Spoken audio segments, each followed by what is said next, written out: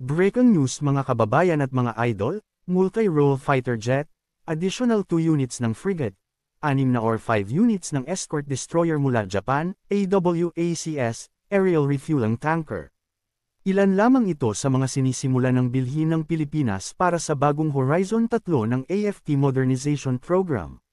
Last phase ng modernization program kailangan ng trillion peso budget para maisakatuparan. Good news para sa atin na handang ibigay ng Japan ang nasa 56 units ng Abukuma-class escort destroyer ng Japanese Maritime Self-Defense Force. Another good news pa sa atin ay sinabi ni Max Defense Philippines sa isa sa kanyang mga post na posibleng ma-award sa Swedish company na Saab ang Notice of Award para sa multi-role fighter jet acquisition project ng Philippine Air Force.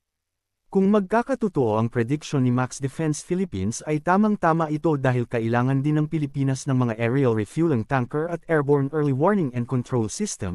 Approved na din ang pagbili ng additional 2 units ng frigate at ayon kay Max Defense Philippines malaki ang possibility na ang improved HDF 3500 o Miguel Malvar class frigate mula sa bansang South Korea ang mapili ng Philippine Navy dahil sa existing fleet para mabawasan ang training and maintenance cost.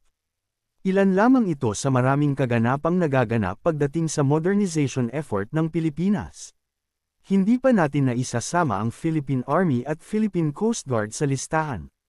Dahil gagawan ko ito ng mas detailed na video, sa ngayon ay mas malinaw na ang direksyon ng AFP Modernization Program at sa mga video na aking gagawin ay pag-uusapan din natin kung paano mabibili ng Pilipinas ang mga defense equipment na ito. Gayon 35 bilyon peso lamang ang programmed budget at nasa 40 billion pesos naman ang unprogrammed budget.